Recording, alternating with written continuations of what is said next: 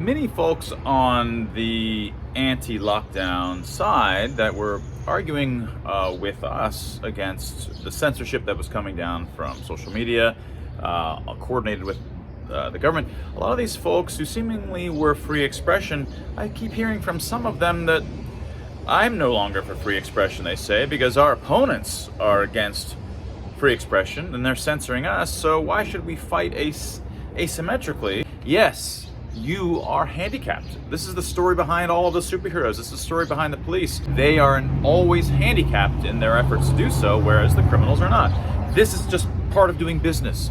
If you want to push for free expression, if you want a society that at the end of the day is free and it is devoted to the kinds of free principles, the principles that we believe in, then you have to fight under those same principles and use them all along the way and not throw them out.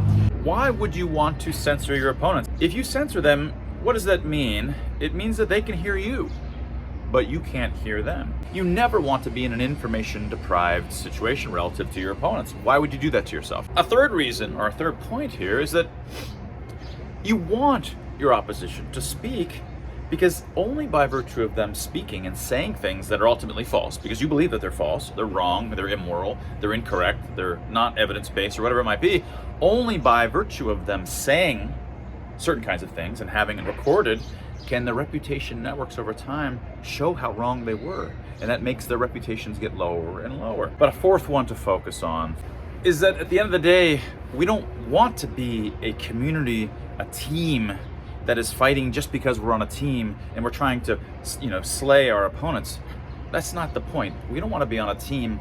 When you are on a team, you suffer from the kinds of irrationalities, the mass hysteria, collective groupthink kinds of irrationalities that we've been talking about over the last 150 episodes of the Science Moment, of my Science Moment channel.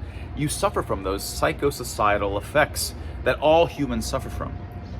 You don't want to be doing that. The whole point is to avoid those sorts of things. And the way that you avoid those things is to allow the conversation in your community to be shaped by the entire community, by the entire public square. And that requires, that movement towards the truth requires that all sides, even the misinformation sides, all sides are involved in the conversation.